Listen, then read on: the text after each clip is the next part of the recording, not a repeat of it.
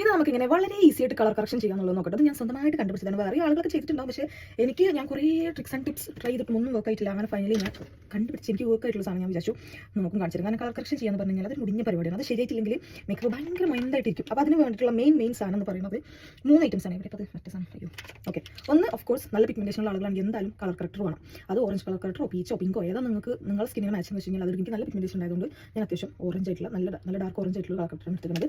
പിന്നെ വേണ്ടത് നമ്മുടെ കൺസീലറിനെക്കാട്ടിലും ഒരു ഷെയ്ഡ് താഴെയുള്ള ഒരു കൺസീലർ. ഇപ്പോൾ ഇത് ഒരു ഡാർക്ക് ഒരു ഷെയ്ഡ് ഡാർക്കാണ് എനിക്ക് ഇത്.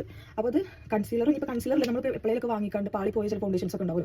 അതേതായാലും കുഴപ്പമില്ല. ഞാൻ ആദ്യം ഫൗണ്ടേഷനാണ് ഉപയോഗിക്കുന്നത്. ഇപ്പോൾ അത് തീർന്നപ്പോൾ ഞാൻ ഇത് ഉപയോഗിക്കുന്നത്. പിന്നെ നമ്മുടെ ഷെയ്ഡിലുള്ള ഒരു കൺസീലർ, ഈ 3 സാധനം വെച്ചിട്ടാണ് നമ്മൾ ചെയ്യാൻ പോകുന്നത്. ഇത് ഫസ്റ്റ് ഒന്നും നമ്മൾ ചെയ്യുമ്പോൾ കറക്റ്റായിട്ട് വരില്ല. ഞാൻ ഒരുപാട് തവണ അപ്ലൈ ചെയ്ത് പഠിച്ചതുണ്ട്. കാരണം നമുക്ക് ഈ കളർ കറക്റ്ററിൻ്റെ ക്വാണ്ടിറ്റി കറക്റ്റ് ആയിട്ടില്ലെങ്കിൽ എന്താവും ഒരുമാതിരി ഫുൾ ഓറഞ്ച് കളറാകും. അപ്പോൾ നമ്മൾ അതിന് ചെറിയ ക്വാണ്ടിറ്റിയിൽ സ്റ്റാർട്ട് ചെയ്യാം. അപ്പോൾ ഞാൻ ഇത് മാത്രമാണ് ഞാൻ ചെയ്യുന്ന ഒരു മേക്കപ്പ് കേട്ടോ. ഞാൻ നിങ്ങൾക്ക് കാണിച്ചു തരാം. അപ്പോൾ എനിക്ക് പിഗ്മെന്റേഷനുള്ള പോർഷൻസിൽ ഞാനിത് ഇടാണ്. കുറച്ച് മതി, അല്ലെങ്കിൽ കൂടുതൽ വേണമെന്നുണ്ടെങ്കിൽ നമുക്ക് പിന്നെ ഉപയോഗിക്കാമല്ലോ. എന്നാൽ അത് കൂടി എനിക്ക് തോന്നണം. അങ്ങനെ കൂടി തോന്നുമ്പോൾ നമ്മൾ കൺസീലർ കൂട്ടിയെടുക്കാം. ഇങ്ങനെ 1 2 3 പിന്നെ ഇവിടെ മണ്ടഎനിക്ക് വേണ്ടി കണ്ടോ ഇങ്ങനെ 3 ടോട്ടൽ 5 പുള്ളികൾ. അടുത്തത് നമ്മൾ ഈ ഡാർക്കറായിട്ടുള്ള കൺസീലർ എടുക്കുക. എന്നിട്ട് ഇത് കുറച്ചധികം ഇതേപോലെ ഇതിൻ്റെ ഇടയിൽ ഇങ്ങനെ ഫിൽ ചെയ്ത് കൊടുക്കുക. ഓക്കെ, മറ്റേ ഫോക്ക് ഡാൻസിന് മേക്കപ്പ് ഇടുന്ന പോലെ ഉണ്ടോ. അതിനുശേഷം പിന്നെ നമ്മൾ കറക്റ്റ് ഷെയ്ഡ് കൺസീലർ എടുക്കുക കേട്ടോ.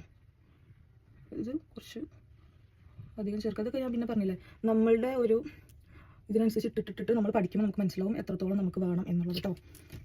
ഇത് 3 ഇട്ട് കൊടുത്തതിന് ശേഷം നമ്മൾ ഇതേപോലെ ഒരു കൺസീലർ ബ്രഷ് എടുത്തിട്ട് നന്നായിട്ട് ബ്ലെൻഡ് ചെയ്ത് കൊടുക്കും.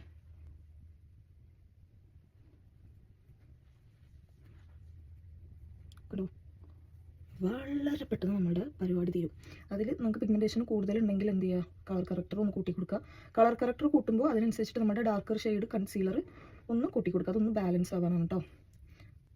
ഞാൻ കണ്ടിരിക്കുന്ന കുറേ പേര് നല്ല ഡാർക്ക് സർക്കിൾസും പിഗ്മെൻറ്റേഷൻസും ഒക്കെ ഉണ്ടാവും, പക്ഷേ കളർ കറക്റ്റർ ഉപയോഗിക്കാണ്ട് നേരെ കൺസീലർ ഇടും. എന്നിട്ട് ഇവിടെയൊക്കെ ഒരു ഗ്രേ എന്താ പറയുക, ഒരു ഹാഷ് ഗ്രേ കളറിൽ ഇങ്ങനെ നിൽക്കുന്നതാണ്. അപ്പോൾ അങ്ങനെ ആകുമ്പോൾ ഒരു മേന ഉണ്ടാവില്ല നമ്മുടെ മേക്കപ്പ് കാണാൻ വേണ്ടിയിട്ട്.